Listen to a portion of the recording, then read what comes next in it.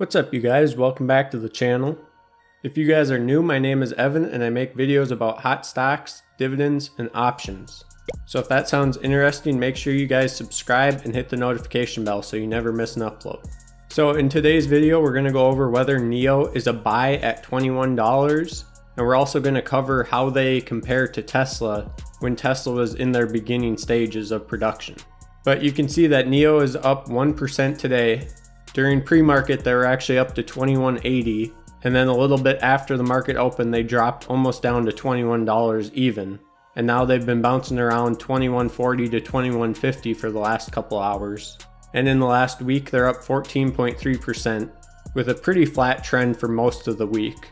You can see on September 30th, they hit a new high of $22.56, but since that day, it's been pretty flat and they haven't really done much. So now we're going to get into how NIO compares to Tesla as of 2013. So it's actually very surprising how similar NIO looks to Tesla in 2013. Now obviously if NIO continues going on the same path they're going on, and they keep posting great numbers month after month, I don't know, it's hard to say, but NIO could be priced like Tesla is right now a couple years into the future. But before we look at the charts on how NIO compares to Tesla in 2013, I just want to recap a few things that have definitely helped increase the price of NIO over the last few months. So the first thing, if you guys didn't know, NIO posted a new record for single month deliveries in September. NIO delivered over 4,700 vehicles just in September alone. And NIO's nearly 800% rally has their shares valued almost identical to Tesla. And it's also very similar to Tesla's PS ratio in 2013. Which when you compare the two, it's a very similar stage of growth where NIO is currently at, and you compare that to Tesla in 2013. In terms of delivery numbers and growth of the company as a whole, both NIO right now and Tesla in 2013, they are very similar. So in quarter 3, NIO also delivered a total of 12,206 vehicles. This is quite a bit higher than the estimates for the quarter, which was 11,500, and it was a bit higher than the estimates for monthly deliveries. Because if you guys didn't know, NIO actually has a cap per month of 5,000 vehicles that they can deliver right now. And so 4,700 is very close to that cap, and they're going to have to increase that pretty soon. But also if you compare August to September, in August NIO delivered 3,900 vehicles. And then to jump from August at 3,900 up to 4,700 in September, that's a very big increase. Just because they're producing so few vehicles compared to other companies right now. So as you can see, NIO is continuing to build on their delivery numbers month after month, and they're definitely increasing numbers each month. And I think by the end of the year, if they can increase their capacity of 5,000 units per month, if they can possibly increase that to 6,000 or 7,000, then we should see the delivery numbers for single month deliveries possibly go over that 5,000 deliveries in a month mark. And it's definitely something that's possible leading into fourth quarter, because right now NIO hasn't had a super solid year yet, and this would be their first very solid year in terms of deliveries. And so this fourth quarter might kind of set the way for the coming years and somewhat set the standard of what we can expect from NIO, especially in the fourth quarter. I think NIO should easily be able to increase their numbers from Q3 to Q4 as well as everything goes as planned. And in theory, that should definitely increase the price of NIO by the end of the year. And not only are we coming up on fourth quarter, so NIO should report higher numbers than Q3, but they're nowhere near their full potential. They still have a long way to go. And they expect their annual production to reach 150,000 units without increasing their investment too largely. So that would be a 150% increase to September's 50,000 units per month. And then on top of this, if you include their battery as a service, and they're constantly increasing technologies towards autonomous driving, they really look like a good option for people who are looking to buy electric vehicles and vehicles that have a lot of technologies incorporated into them. And right now, NIO's valuations are already rivaling that of Tesla. And so this kind of points to a possible near-term perfection in terms of their share price. And it's possible that they have a floor right now of $15 to $17. And so if their support level is around 15 to 17, and that's around the lowest that they'll go, at least in short term, then I don't see why anywhere between $19 and $22 where NIO has been fluctuating lately, I don't see why that wouldn't be a good time to buy in at any of those prices. Especially if the support level keeps increasing as NIO keeps increasing. It's even potentially looking like right now NIO's support level is around $19 to $20.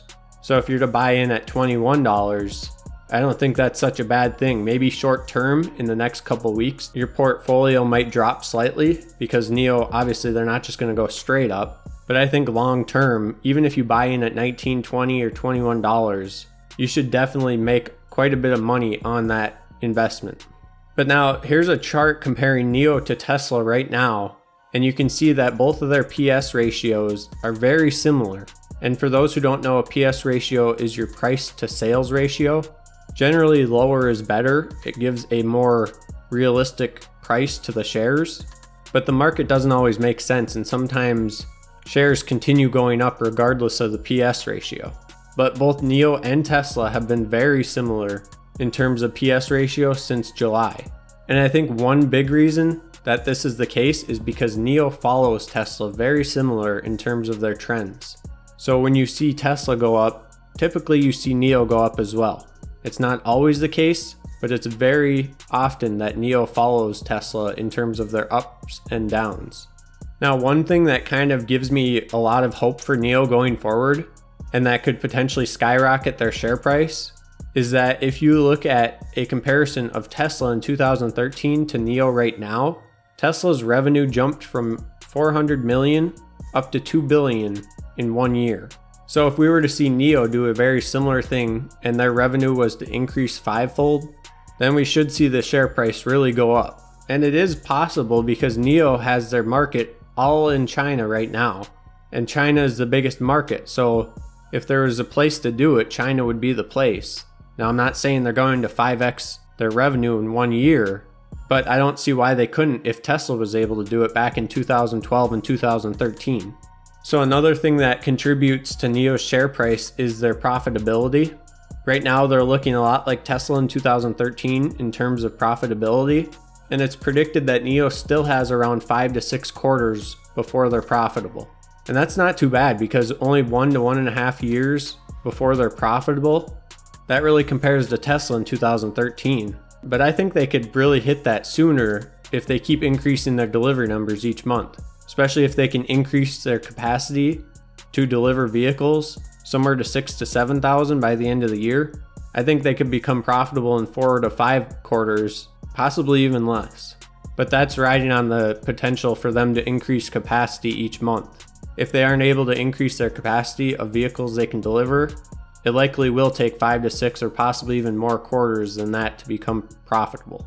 Now, another reason why I think NIO could become profitable a lot sooner than it took Tesla is because right now EV vehicles are kind of the future. There's been a big push for electric vehicles, and I wouldn't be surprised if there were government laws or regulations put into place to reduce emissions from vehicles.